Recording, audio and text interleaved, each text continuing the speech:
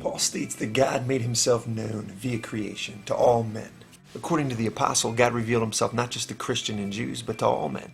I mean, come on, all people know God exists.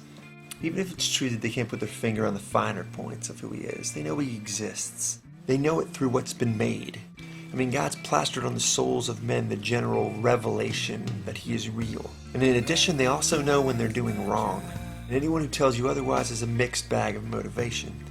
I know by the comments that it hurts the atheist's ear to hear this truth. I mean, after all, they've placed all their rotten eggs in the same God doesn't exist basket. But I say cut the crap.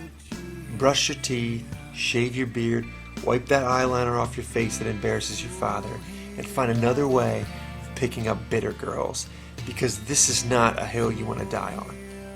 So the question is then, why do so many atheists tie their brains into intellectual knots in order to curb such knowledge? Why do people on YouTube go nuts looking for loopholes and searching for contradictions in the scriptures? Why do they do this? Why do they search so diligently for hypocrisies within the church? Why do they insist that they have some semblance to an ape? All in order to convince themselves that God isn't there. Now, is it because these people are Magellan-esque truth seekers searching for the $64,000 question? No, that's not the reason. Are they evolutionary luminaries that are just so blessed of mind and cerebral talent, sent here to help us cattle, to help us clubfoot our way up the Darwinian ladder, only to the revelation that God really doesn't exist except for within our hearts and our foolish, weak minds? Or is the existence of God, his judgment, and a day of ultimate reckoning just sort of get in the way of their plans to get laid tonight? My money's on the latter. I mean, what I think is atheists suppress the truth because God ultimately cramps their style. It's hard to continuously indulge the flesh with the pleasure they've become accustomed to when there's this looming holy God who you're going to have to one day pay an account.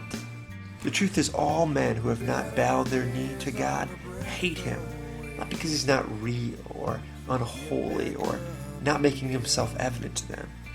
No, it's because they want to wallow in their sin.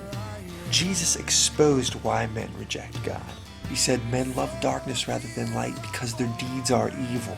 For everyone who does evil hates light. This is really easy logic, actually, guys, and I know how much you like logic, you atheists. A man who has no remorse, thus no desire to repent from his sins, isn't exactly going to be a big fan of God now, is he? Thus his motivation to smear undermine and turn you astray, so it doesn't feel so lonely. Read Genesis, there was another character that kind of played this hand already. Unsuccessfully, I might add. So you see, all the no-God arguments actually stem from the atheist's refusal to curtsy what they already internally know is true. My genuine advice to my atheist buddies on YouTube is for you to pray to that God that supposedly doesn't exist, that you're right. Because seriously, if you're wrong, eternity's going to be a rough road to toe. Take it to the bank.